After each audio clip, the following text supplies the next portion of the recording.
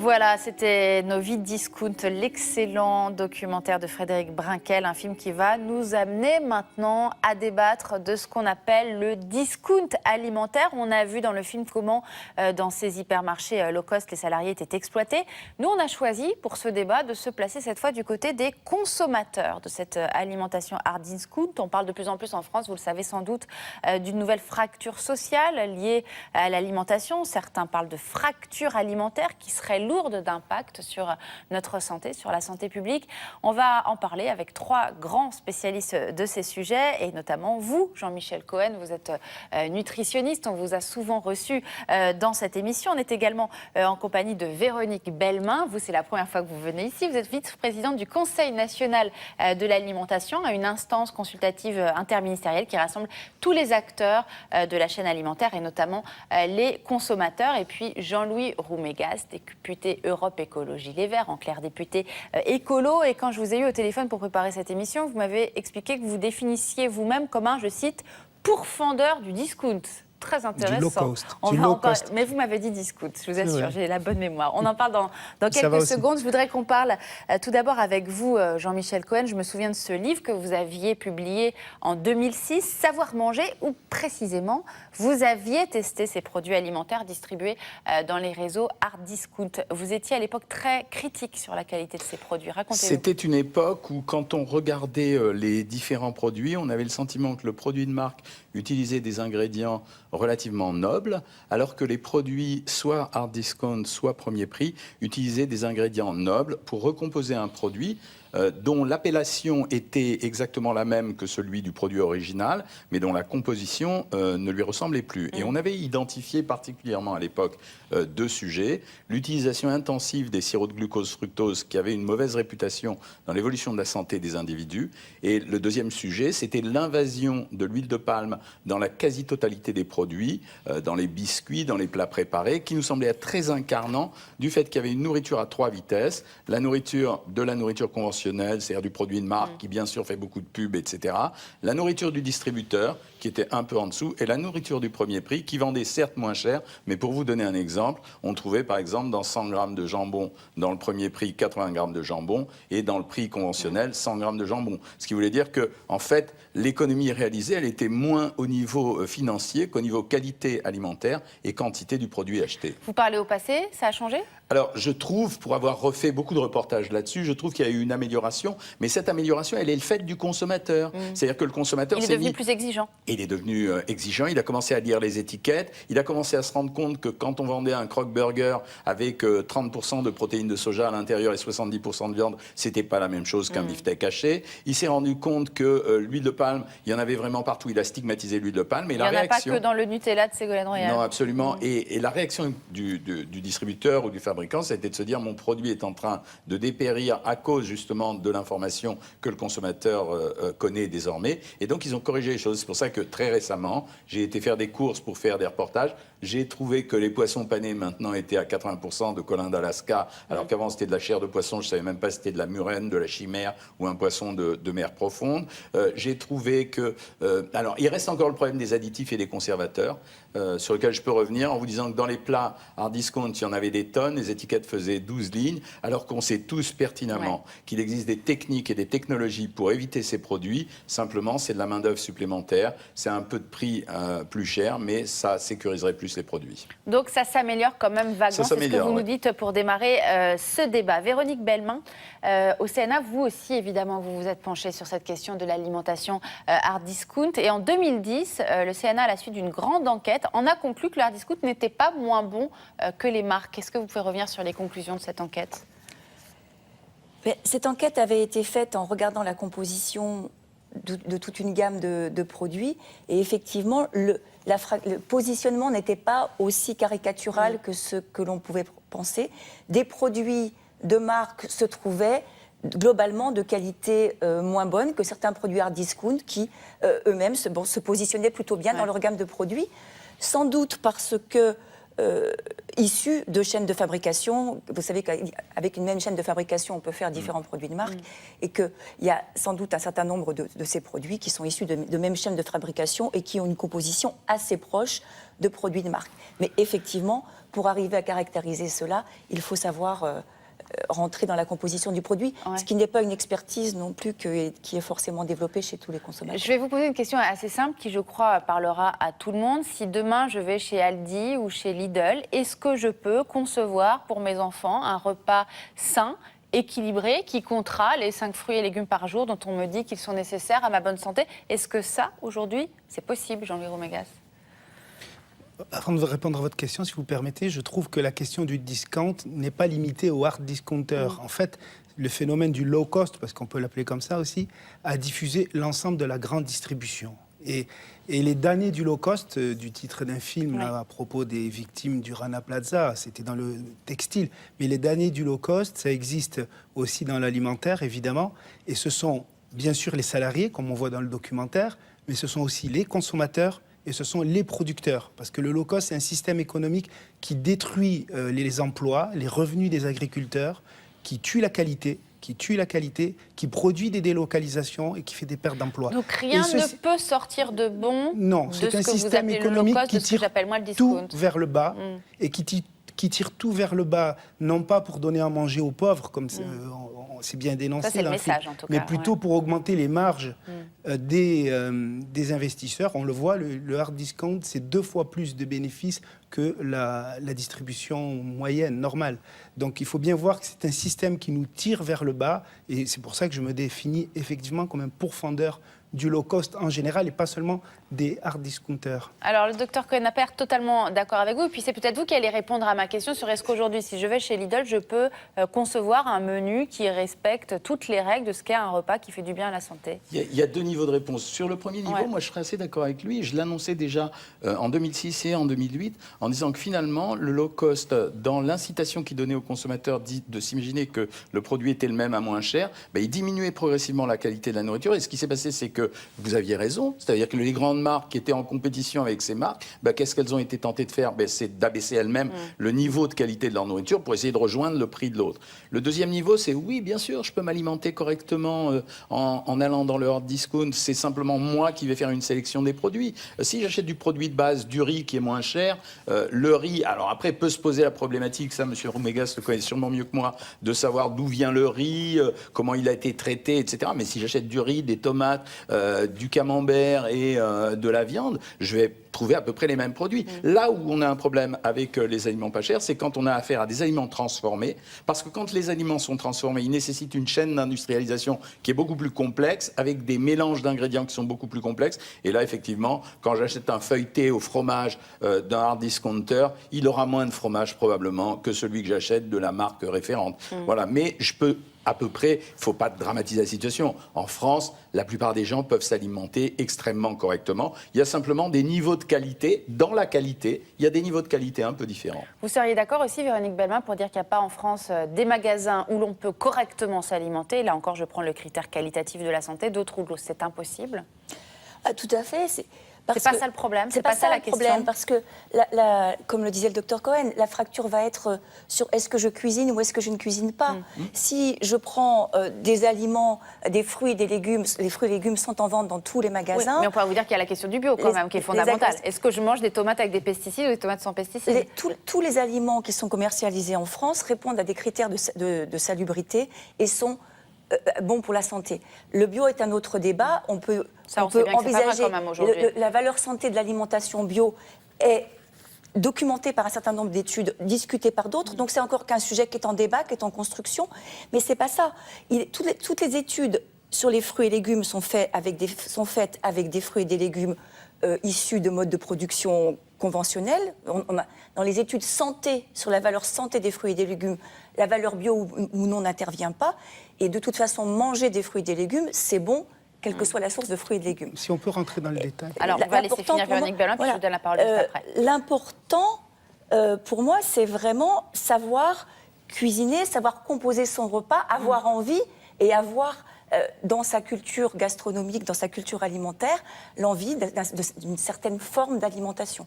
Et là, on arrive à une autre question qui n'est pas ce qui se trouve disponible en magasin, mais ce que je vais acheter en magasin. Ce que je vais choisir et ce que je vais en faire. C'est central, évidemment, on va en parler dans quelques secondes. Restons sur ce que vous venez de dire, la première partie de votre intervention. Vous vouliez réagir? Oui, non, moi je veux dire pourquoi majoritairement, c'est très difficile de bien manger quand on est prisonnier de ce système du low cost ou du discount. D'abord, il y a la question de la traçabilité. Vous avez vu l'affaire de la viande de cheval, mais c'est vrai en général, la traçabilité ne peut pas être assurée par le système low cost, parce que la traçabilité, elle a un coût, tout simplement, elle fait monter les prix. Deuxièmement, la question de la santé-environnement, les additifs alimentaires, les conservateurs. Quand vous voulez garder sur des rayonnages des produits pendant des mois, évidemment, vous mettez beaucoup plus de conservateurs. Vous utilisez de l'huile de palme parce que les matières grasses nobles se conservent moins bien et sont plus chères, etc. Et donc, pour la santé-environnement, vous avez plus de conservateurs, plus d'additifs, plus de pesticides, parce qu'évidemment, vous n'allez pas acheter aux producteurs, aux petits producteurs bio, vous allez acheter à l'agriculture intensive. Est-ce qu'on peut poser là, comme ça, ce soir, dans ce débat, que par définition, bio et discount, ça ne va pas ensemble? Ça va absolument Ou est-ce que ça pourrait un jour aller ensemble? Qualité et discount, ça ne va pas ensemble. Le bio, c'est une qualité. Il y a d'autres qualités. Mais qualité et discount, ça ne va pas ensemble. Tout simplement parce que vous ne pouvez pas à la fois tirer les prix et en même temps augmenter la qualité. Et puis surtout, c'est le système. Le discount va acheter en masse. Il va délocaliser ses fournitures. Il va acheter en masse le moins cher possible. Et donc, évidemment, vous tuez la traçabilité, vous tuez la qualité. Docteur Cohen. Je reviens sur le low cost. Tire-t-il la nourriture vers le bas? Pas seulement, il nuit parfois à la production française. Je vous donne un exemple. Quand on trouve, je reviens de Bretagne où j'ai discuté avec les éleveurs de porc bretons, quand on voit que est vendu en grande surface de la rouelle de porc à 1,25 € le kilo, alors que ça coûte 1,65 € au producteur local, ben on sait très bien qu'on est en train de tuer une filière. Ça veut dire que les éleveurs de porc français, ben, ils ne pourront pas lutter et à un moment donné, ils ferment l'exploitation. Et on se retrouve avec un appauvrissement de notre production agricole nationale. C'est ce qui s'est passé en Roumanie, on le voit dans le film. Et on le voit dans le film. Véronique Bellemin, on se dit aussi que si là, on avait invité des personnes dites défavorisées à assister à notre débat, elles vous écouteraient tous les deux, elles vous diraient: vous êtes bien gentils, messieurs, mais c'est la crise, mon mari est au chômage, j'ai tant d'euros chaque jour à consacrer à la nourriture de ma famille. Et ben moi, heureusement, il y a le discount parce que ça permet de remplir mon chariot à ras-bord. Est-ce que ça, c'est un discours que nous, journalistes, vous, politiques ou experts, on ne prend pas suffisamment en compte, cette réalité-là? Alors, c'est vrai qu'il y a une réalité, il y a une différence fondamentale de rapport à l'alimentation entre les populations défavorisées, ou en tout cas une majorité des personnes des populations défavorisées, et le reste de la population. Les sociologues considèrent que c'est à peu près 30% de personnes qui sont, dans la société française actuelle, des populations défavorisées par rapport à leur rapport à l'alimentation, qui vont donc avoir des contraintes économiques fortes au moment du choix alimentaire. Et ces populations-là ont des caractéristiques fondamentalement différentes de celles du reste de la population. Et peut-être qu'il est extrêmement important de le comprendre. Alors, elle est où cette différence? Expliquez-nous cette différence. Elle est déjà que quand vous avez des angoisses économiques sur l'avenir, quand vous ne savez pas si vous allez travailler demain, si vous allez avoir un toit demain, toute la préoccupation santé, alimentation sur l'avenir, toute la prévention, toute la « je mange bien pour ma santé dans 6 mois, dans un an et encore plus dans 10 ans », ça devient complètement secondaire. Ouais. Il est connu que les populations défavorisées sont totalement hermétiques au discours de prévention. Il est important de manger pour ne pas avoir faim. Il est important de manger dans l'immédiat des choses qui vont rassasier et des choses qui font plaisir. Il est important de donner aux enfants auxquels on ne peut pas offrir de vacances, auxquels on ne peut pas offrir de vêtements de marque, accès à une consommation qui les insère dans la société de consommation comme les autres enfants, et donc accès à des produits alimentaires au quotidien qui vont leur faire plaisir et qui vont leur permettre d'avoir une identité dans la société de consommation. Et vous m'avez tout à l'heure donné un exemple qui était extrêmement parlant. Vous m'avez dit, si vous allez faire le supermarché avec une famille défavorisée dans un magasin hard discount, vous verrez que les premiers produits qu'elle met, cette maman, dans son caddie, ça va être des sodas. Des sodas parce que faut faire plaisir aux gamins. Et si le gamin, et de toute façon, ça n'a pas de sens de raisonner avec nos raisonnements, avec les raisonnements des populations qui, elles, ont une vision différente du monde. Alors, Jean-Louis Romégas, comment vous réagissez à ce discours-là? Mal. J'ai du Pourquoi mal. mal? Parce que c'est un peu caricatural. C'est pas par essence que les populations sont comme ça. Les gens achètent moins cher parce qu'ils sont contraints, ils sont prisonniers d'un système de consommation. Mais il faut voir les inégalités en matière de santé. L'obésité, elle frappe beaucoup plus les classes les plus pauvres, le cancer aussi. C'est pas contradictoire avec Mais ce que non, vous c'est dites, pas Jeanne Hubert. contradictoire. Elle vous dit Mais les qu'ils gens- ont un rapport mais les gens- différent mais dire à que les gens ne sont pas l'alimentation. conscients de ça, ils en sont parfaitement conscients. Ils sont très soucieux pour leurs enfants, je peux vous le dire. Et ils sont inquiets pour leurs enfants. Simplement, après, il y a deux phénomènes. Il y a un phénomène d'acculturation. C'est vrai que vous avez des gens, mais pas seulement chez les plus pauvres, qui surconsomment du sucre, des sodas, des matières grasses. Bon, ça, c'est aussi l'effet de la publicité d'un système économique. Et puis, il y a une perte d'éducation en matière alimentaire. Ça, on va en parler juste après. Il y a une perte d'éducation parce que la culture de l'alimentation, elle est faite par l'industrie aujourd'hui. Alors qu'on était dans la transmission, ce que vous Familial. citiez. Autrefois, on était dans la transmission, mais il n'y a plus de repères. Qu'est-ce qu'on transmet aujourd'hui? On achète ce qu'on trouve sur les étals. Et face à ça, il y a ceux qui ont l'éducation et les moyens pour réagir et qui cherchent d'autres types de consommation, mais les gens ont le souci de leur santé, ça je vous assure. Et quand ils peuvent, ils adorent bien manger. Moi j'ai vu des quartiers populaires où des marchands de fruits et légumes disaient mais on fait de beaux chiffres ici parce que les gens ont peu d'argent, mais ils mettent dans l'alimentation quand ils peuvent, ils aiment manger correctement. Donc, Docteur Cohen. Il faut quand même Il y a une relativiser aspiration. très légèrement le discours, parce qu'on est dans un discours d'égalitarisme social, dans un monde quand même qui est riche, même s'il y a des gens qui sont beaucoup moins riches. Parce qu'on n'est pas capable aujourd'hui d'évaluer l'impactage des changements de nourriture dans ces populations. C'est-à-dire que nous, on sait, par exemple, qu'il est meilleur de prendre du sirop de glucose que du sirop de glucose-fructose, mais on n'est pas capable aujourd'hui d'avoir une étude qui, à 20-25 ans, nous dise c'est parce que ces gens auraient mangé comme ça qu'ils auraient tel type de maladie. Ça concerne globalement l'environnement, pas seulement le low cost. On sait aujourd'hui que 25 à 30% des cancers sont d'origine environnementale, mais on ne sait pas à quoi l'affecter. Est-ce que c'est la pollution aérienne? Est-ce que c'est la consommation alimentaire? On ne sait pas trop bien. Bien sûr. Tout ce qu'on sait, c'est qu'on est dans une société très évoluée, Ouais. où on réfléchit. Et finalement, la qualité alimentaire française, malgré les déficits qu'on observe là, ici, oui, il y a pire ailleurs. Elle Ok, reste quand même mais correcte. j'aimerais quand même savoir, docteur Cohen, comment Oui. vous réagissez à ce que vient d'expliquer Véronique Bellemin? Comment on lutte contre ce que vous venez d'expliquer, à savoir que quand on est défavorisé,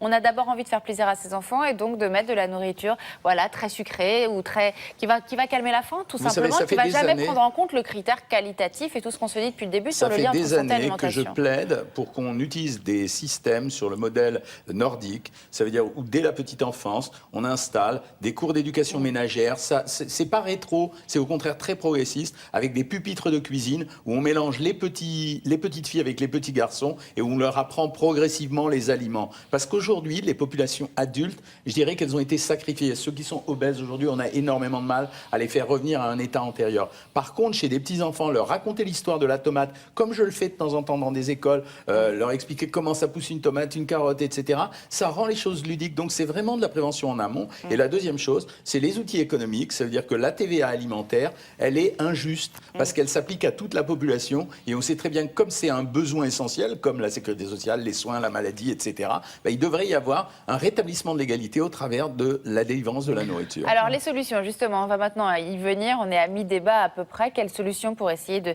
diminuer, voire d'effacer cette fracture alimentaire? On se dit quand même que les députés ne sont pas totalement sur le coup, ne serait-ce qu'en regardant qu'en 2008, il y a eu cette fameuse loi de modernisation de l'économie qui a J'allais vous le dire. précisément facilité en France l'implantation d'enseignes de hard Mais discount. bien sûr. C'est-à-dire que les députés, pour l'instant, ils sont très Alors, éloignés de ce qu'on est en train de se dire sur ce Alors, plateau. les députés ont surtout En été 2008. très suivistes vis-à-vis du gouvernement de l'époque. Ils le sont encore aujourd'hui avec le gouvernement, parce qu'on pourrait citer aussi la loi Macron, qui va aussi vers une libéralisation des grandes surfaces. Et c'est le contraire qu'il faut faire. Aujourd'hui, les politiques devraient encourager des réseaux traçables, des réseaux courts, de la production locale, de la production de qualité. On peut la favoriser et on peut avoir des prix pas plus cher si on la favorise. On peut la favoriser en limitant les grandes surfaces. On peut la favoriser grâce à une fiscalité intelligente, écologique, où on taxerait moins les produits les plus vertueux, les plus traçables, le Là, bio. vous êtes dans le il faut. Est-ce qu'on va un peu vers ça? Qu'est-ce qui a On été y va. fait Alors, dans on- votre majorité ces derniers mois qui va dans cette direction? Alors, il y a des tendances contradictoires. Il y a d'un côté la loi de santé où nous intégrons des préoccupations de santé environnementale, et de l'autre côté, il y a Bercy et M. Macron qui veut de la croissance vite. C'est toujours la même chose. On veut de la croissance vite, de l'emploi vite, et on sacrifie la qualité, et on sacrifie la construction d'un autre modèle économique qui est possible, basé sur la qualité, qui, à mon avis, sur le long terme, serait beaucoup plus rentable, parce que c'est sur la qualité que l'agriculture française et l'alimentation française peut conquérir le monde. C'est pas sur le low cost, quand vous avez des salaires roumains, des salaires marocains ou des salaires chinois. Alors, puisqu'on en est à passer en revue les solutions, j'ai cité la loi LME, effectivement, qui est un contre-exemple. Il y a quand même évidemment des choses qui ont été mises en place, notamment par le ministère de l'Agriculture, Véronique Bellemin. Il y a le fameux PNS, le programme Nutrition Santé, qui parle d'éducation alimentaire, qui explique à quel point c'est fondamental. Sauf que pour préparer cette émission, vous m'avez aussi expliqué que tout ce qui est injonctif, tout ce qui relève de l'injonction dans ces milieux défavorisés, alors ça va de la fiche manger 5 fruits et légumes par jour à d'autres choses, c'est insupportable, ça ne passe pas. En fait, je pense que pour les populations défavorisées, comme pour le reste de la population, l'injonction est assez contre-productive. Ce qui se passe pour les populations défavorisées de particulier, c'est qu'elles peuvent percevoir certains messages comme manger 5 fruits et légumes par jour comme totalement inaccessibles pour elles. Parce que quand on a l'impression qu'on ne mange pas de fruits et légumes ou très peu, passer de 0 à 5, c'est impossible. Et donc, la confiance en soi pour être « je suis capable de faire », qui était un élément déterminant, est totalement absente. Ce qui est très important, et je rejoins le Dr Cohen, c'est de travailler avec les populations en éducation alimentaire, en accompagnement, de partir des pratiques des gens, de partir du fait que dans le couscous, il y a des carottes. On ne sait pas, est-ce que les carottes, c'est un légume ? Ah, les carottes sont un légume. Oui, parlons-en. Vous utilisez déjà des légumes. Partons de ce que les gens font au quotidien. Et je suis tout à fait d'accord dans les solutions sur le fait que l'éducation à l'alimentation en présence de l'aliment, en apprenant à utiliser l'aliment, est déterminante. Donc il y a le rôle de les cours, l'éducation à l'école, et le rôle déterminant que peut jouer la restauration scolaire. Évidemment, il faut qu'on en parle dans ce débat. La cantine, parce que la cantine a un double bénéfice. D'abord, elle nourrit l'enfant. N'oublions pas que pour certains enfants, c'est le seul repas chaud et équilibré de la journée. Donc elle va nourrir l'enfant, même si c'est uniquement 5 repas par semaine, c'est déjà beaucoup. Non, mais surtout, elle va donner un modèle. Nous considérons que la cantine doit donner un modèle du bien manger. Est-ce qu'on peut vraiment dire qu'aujourd'hui, les cantines scolaires montrent ce qu'est le bien manger, docteur Cohen ? Il y a comme beaucoup d'études qui montrent le l'alimentation de contraire. l'économie. La preuve étant que le repas de cantine moyen, il vaut entre 1,20 € et 1,50 €, ce qui est un casse-tête pour l'intendant. Et en général, quand il se rend compte que les enfants ne mangent pas, par exemple, les légumes ou tel plat, il va tenter de finalement finir par un steak haché avec des frites, parce qu'il a la garantie que ça sera mangé. Pour le message dont vous parliez tout à l'heure, les 5 fruits et légumes, c'est une horreur. Parce que quand vous regardez le plan Nutrition Nationale Santé, en fait, c'était une des indications du programme. Il n'y avait pas 5 fruits et légumes, il y avait 400 grammes de fruits et légumes par jour, ce qui représente grosso modo une pomme et 200 grammes de carottes. Bon, c'est quand même pas très dur à obtenir dans la journée. On disait aussi qu'il fallait manger 3 produits ou 4 produits laitiers par jour, qu'il fallait manger 1 à 2 poissons gras. Et on s'est fixé sur cette règle qui est devenue ce que vous dites. Ça veut dire une espèce de slogan insupportable tellement il a été répété, qui n'était pas exact, parce qu'on n'avait pas besoin de les varier. Le PNLS disait 3 à 5, donc 3, voilà. Vous avez proposé, vous avez travaillé avec les autorités publiques sur plein de programmes, notamment l'étiquetage des produits, et vous êtes assez vite arrivé à un constat d'échec. Je suis arrivé au constat d'échec que j'ai vécu aux États-Unis. C'est-à-dire quand Walmart m'a convoqué en me disant votre système est super intelligent. Alors vous nous rappelez brièvement ce que c'était votre système ? C'est la première société. C'était votre système d'étiquetage. C'est un curseur nutritionnel, mais qui fonctionnait catégorie de produits par catégorie de produits. Donnez un exemple pour que ça parle à tous les gens Par qui nous regardent. exemple, quand vous avez une barre de céréales ou une barre chocolatée, vous aviez un système de cotation sur un curseur avec des couleurs pastel pour dire si elle était gourmande, diététique ou dans la normale des produits par rapport à la moyenne des produits qu'on avait en supermarché. Ça pouvait ne pas braquer les industriels. Certains d'entre eux l'ont adopté, le groupe Casino, Danone, etc. Et on s'est heurté à l'ANIA, qui a eu une réaction de beaucoup d'entreprises. Rappelez là encore ce qu'est l'ANIA. L'Association nationale de l'industrie agroalimentaire. Et cette agence a dit, oh là là, ça risque de menacer pour un soupçon même les ventes, donc ne faisons rien. À la suite de ce débat, Walmart a eu la meilleure réponse que j'ai pu entendre, même si elle n'a pas plu. C'est le premier groupe de distribution mondial. Ils m'ont dit le système est super intelligent. On a été à Bentonville pour le présenter. Mais vous comprenez, notre problème, nous, on est distributeur alimentaire. Vous êtes docteur. Si vous avez un problème avec l'obésité ou la malbouffe, réglez-le. Vous êtes médecin. Nous, notre problème, c'est juste distribuer les aliments. Et on a exactement la même attitude ici en France. C'est-à-dire que madame essaye de lutter pour obtenir quelque chose qui va dans la santé, dans le sens du consommateur. Et l'industriel dit, bah oui, mais moi, vous allez m'empêcher de vendre du produits, donc j'aurai moins d'emplois. Donc attention, on va. Donc c'est insoluble comme problème. C'est insoluble, sauf à avoir des politiques qui vont se sentir réellement investis, responsables de la santé de leurs concitoyens. Oui. Ça a été le grand coup de gueule de Perico Légas, que tout le monde connaît ici, au moment de l'affaire Nutella de Ségolène Royal, qui a dit « Je suis convaincu que d'ici 10, 20, 30, le sujet de l'alimentation et de la santé, ça sera au cœur, par exemple, d'une élection présidentielle, parce qu'on se sera aperçu que les cancers ont explosé, les maladies cardiovasculaires. Est-ce que vous avez un tout petit peu cette certitude ou au contraire Totalement. Je ne fais que ça en politique. C'est mon sujet principal, la santé et l'environnement. Mais il faut lier tout, évidemment. Il y a l'éducation, évidemment. Les cantines bio, il y a des cantines bio à 100% dans certaines communes qui ne sont pas plus chères que l'alimentation traditionnelle. Donc c'est possible. Mais il y a aussi le système économique. Évidemment, l'éducation du consommateur. Mais s'il y a un système économique qui favorise le discount, le low cost, c'est-à-dire la malbouffe, la merde, comme dirait Jean-Pierre Coff, évidemment que vous allez ramer pour résister contre ça. Donc il faut aussi des politiques économiques de transition vers la qualité alimentaire. Moi, j'y crois sur le plan économique. Ça fait plus d'emplois en France, pour l'agriculture française. Mais ça, c'est une idée qui progresse en Mais France. ça progresse. Le bio, j'ai discuté avec les représentants des supermarchés Carrefour. Le bio est le secteur qui ne cesse d'augmenter dans la distribution. Bien sûr. Donc, courses, malgré les difficultés, parce qu'il n'y a rien qui favorise le bio aujourd'hui sur le plan fiscal, sur le système économique. Donc ça veut dire qu'il y a une vraie prise de conscience bien sûr, il y a de une la demande des population. populations, mais les populations sont prisonnières d'un système économique. Donc il faut aller vers cette transition pour arriver à ça. Et vous avez raison, la question de la santé, parce qu'il faut mettre ça en parallèle. C'est ça qui motive le plus les consommateurs aujourd'hui à aller vers le bio, vous pensez ? Je crois. Moi, quand je discute avec les gens, c'est la peur du cancer, c'est la peur des maladies cardiovasculaires. mais ça, c'est Tout terrible. le monde est touché. C'est un Français sur deux sera victime d'une maladie chronique de type maladie cardiovasculaire, obésité, diabète ou cancer. Tout le monde le sait et tout le monde voit bien que ça progresse et que c'est dû à notre mode de vie, et notamment notre mode de consommation. Donc, je crois que c'est cette entrée par la santé. Si on veut améliorer la santé des gens, il faut changer le mode de consommation.